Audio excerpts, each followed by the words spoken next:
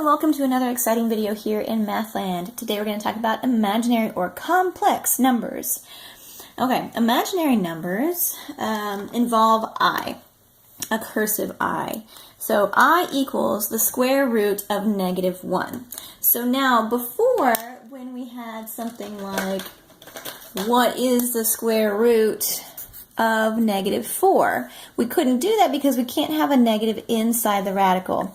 But with I, we can have an answer. The answer does exist. It's only in a complex or imaginary form. So we would think, okay, what's the square root of 4? Square root of 4, that's going to be 2. And it's going to have an I with it because the I takes care of the -1 inside the radical. So if we break this down, that would be 2 times 2 times the -1 inside the radical. Okay, so that all came from there. So the 2's would come out, and the square root of -1 would be represented by the I. So our answer would be 2I. Okay, so now if you are allowed to use complex numbers in your answers, you can deal with the square roots of negative numbers. Okay, so let's go on to the I progression. So if we have I, that of course equals I. If we have I squared, what's that going to equal? And I to the 3rd power, or I to the 4th power. Okay, these are helpful to know because when we're multiplying imaginary numbers by themselves, it's good to know what happens when they are multiplied. So if I is the square root of -1, if we duplicated that, so I times I, which is I squared, it's going to be the square root of -1 times the square root of -1, which when we multiply the square roots together, the same square roots together, we end up with just the radicand, the number inside the radical. So that's going to be a -1. Okay, now what if we tacked on another I to that? So if our I squared is -1 times another I, we're going to get negative I. Okay, because that was -1 times I. And to the 4th power, it's just going to be 1. So it's a couple of these multiplied together. So -1 times -1 is a +1.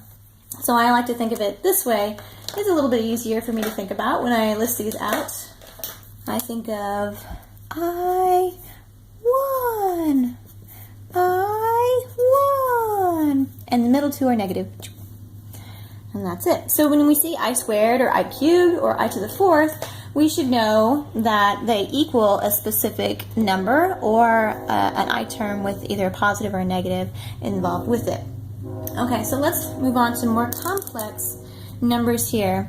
Let's go to, let's see, I to the 84th power.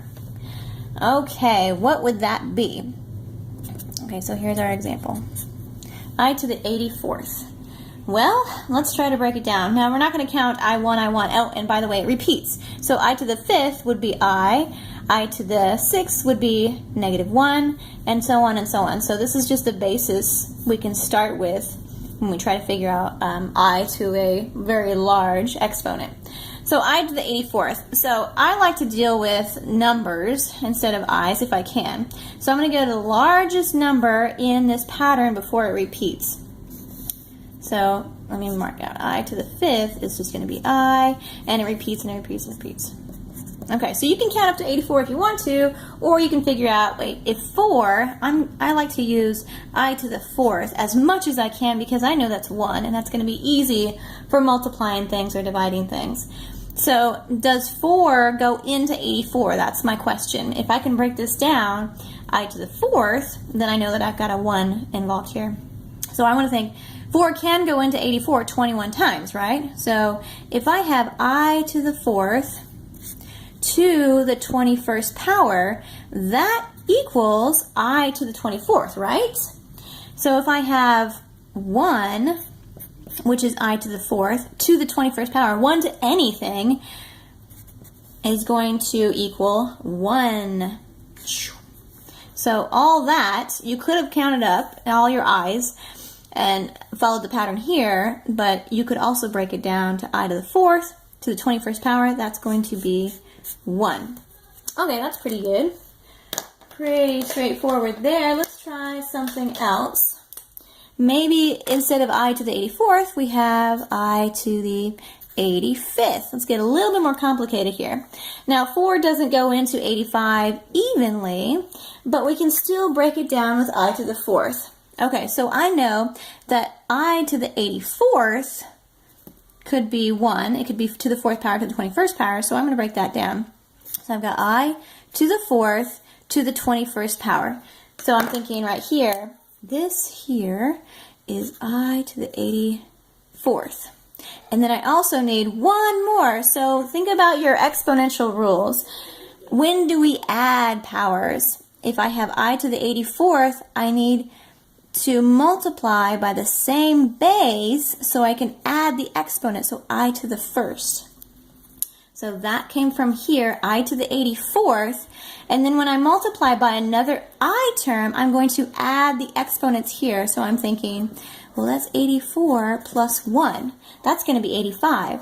So I to the 85th power is going to be, well, this we figured out will be 1. 1 times I to the 1st power is just I. So 1 times I is just I. Okay? So that is right there. So think of your exponential rules. If you need to add or subtract one, think about multiplying by another I with what you need to add to that. Okay, so let's try, let's go I to the 18th. Why not? Okay, so again, let's think of the 4s. Okay, this is the highest term in the pattern here that we have, and it's 1. So I want to think I to the 4th. How many times can can 4 go into 84 evenly? So 4 times 4. So 4 to the 4th would give me 16. I need 2 more here. So I'm going to multiply. So this is, those exponents would be 16. And I need to add 2. So I'm going to multiply by the same base and to the second exponent, because all these exponents would add to be 16. This would multiply by 16. And I need 2 more to get to 18. So I would multiply by another I here. So I to the 4th would be 1. Oops. There we go. So that is I to the 4th, that's 1. And times I squared, which is negative 1. So 1 times negative 1 is negative 1. There we go. And also, when we have one more thing to mention with complex and imaginary numbers, there's a certain way we want to write our answers. So if we have a number, let's say we have a 2, and then we have, let's see, an I plus 2. We always want to write it in A plus BI. And you'll see that format throughout your book to designate what order you want to write your answer in. So we always want to put the I term second. So we're going to put 2 plus I, so that the I term is always second here. So just want to mention that before we're done, and that's it about complex imaginary numbers. Enjoy.